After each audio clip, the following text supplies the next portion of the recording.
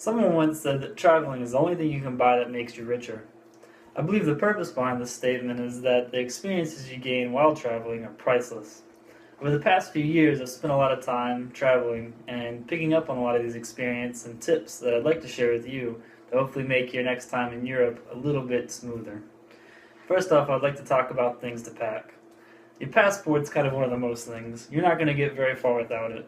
The UK has very strict laws as far as getting into the country, so they're a little bit more not so friendly. The rest of as far as mainland Europe goes, they're a little bit easier. Once you're in, you can get around all the other countries without having to show your passport at each border, almost like driving from state to state, so it's very convenient.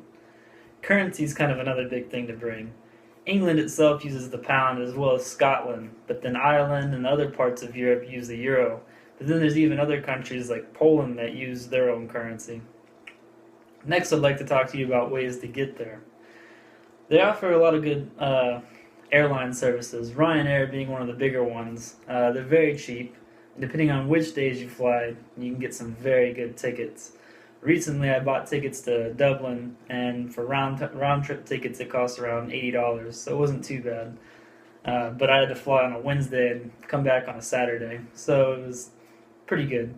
They also have a lot of rail services that they offer. Interrail is one of the bigger ones. For around 120 euros, you can buy a 5-day ticket and just travel around to different stations.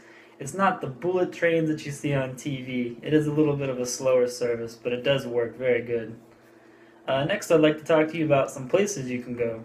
Depending on what you're looking for, you can find anything in Europe. History is obviously huge here.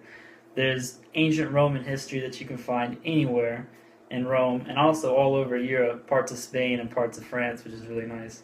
If you're into the more recent history, though, Germany and Berlin, for example, are one of my favorite places. Lots of World War II history, and lots of Cold War history as well. You can go and you can check out the remaining pieces of the Berlin Wall, which only fell in 1992, so that's kind of cool. If you're looking for really nice beaches, southern France and southern Spain are some of the best, especially along the Mediterranean River. So I highly suggest checking those out. And food, well, there's lots of places you can go for food depending on what you're looking for. Germany's well known for its sausages and Wiener Schnitzel. France is obviously well known for its French cuisine. But of course, if you're into Italian food, well, Italy's the place to go. Very good pasta, very good Italian wines. And Spanish food is pretty good too. So hopefully my tips have helped you a little bit, and hopefully it'll make your next planning of your European excursion a little less intimidating. Thanks.